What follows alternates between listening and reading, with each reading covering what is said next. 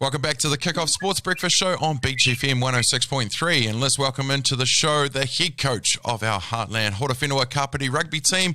It is Chris Wilton. G'day, Chris. G'day, how's it going? Yeah, good, mate. How are you doing? Yeah, very well, thanks. It's been a good ride and some great club rugby played this year. Yeah, I would say. Well, that was my first question, man. Ramsbotham Cub, Bill Muir, mate. It was an outstanding 2020 season, even though it was short. Yeah, I was fortunate enough to watch both those finals, and I couldn't help but thinking if it was a packed crowd there, they would have talked about those finals for years. Absolutely, yeah. There was questions definitely how quiet it was for finals day, but two outstanding finals and real testament of what competitions were played this year.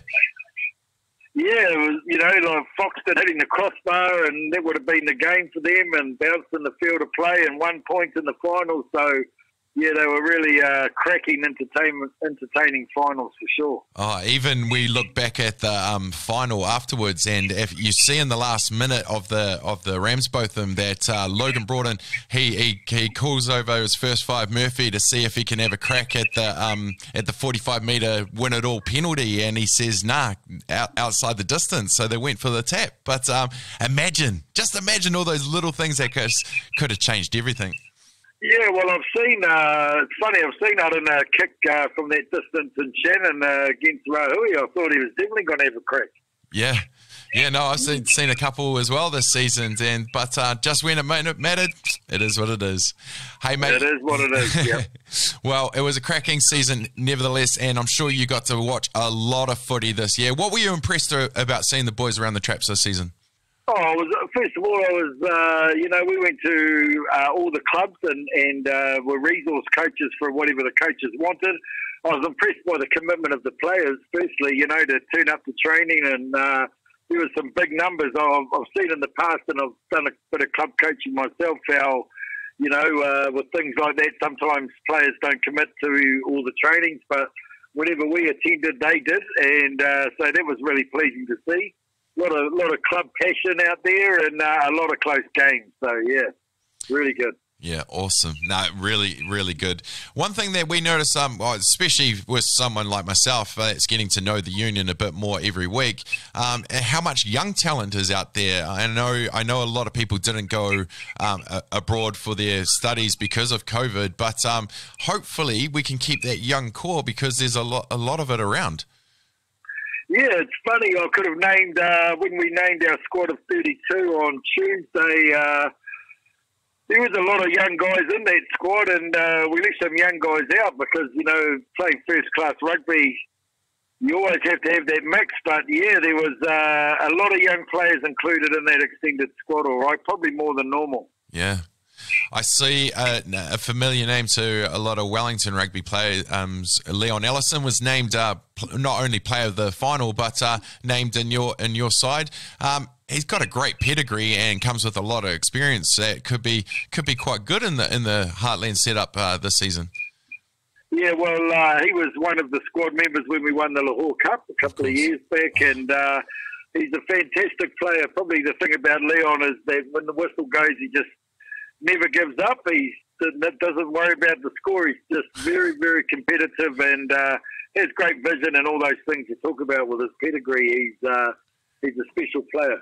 Absolutely, mate. So what's next with the squad? You've got a squad of 32. What's the next steps for you guys?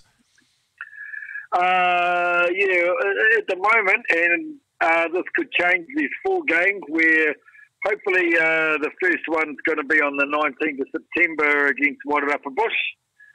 And we're playing for the PGG Wrightson Cup that day, and I'm not sure about the location of that game, but it could be leaning towards Levin at this stage. So hopefully we can get some crowds there, and I think that a lot of people would be keen to come and watch us play. And, a lot of people have tuned out for club rugby, so yeah, we kick off then, and then we have a few games yet to be confirmed, or don't know if I've got the green light to say them out loud, but at least 4 other games, and with a possibility of maybe a couple more.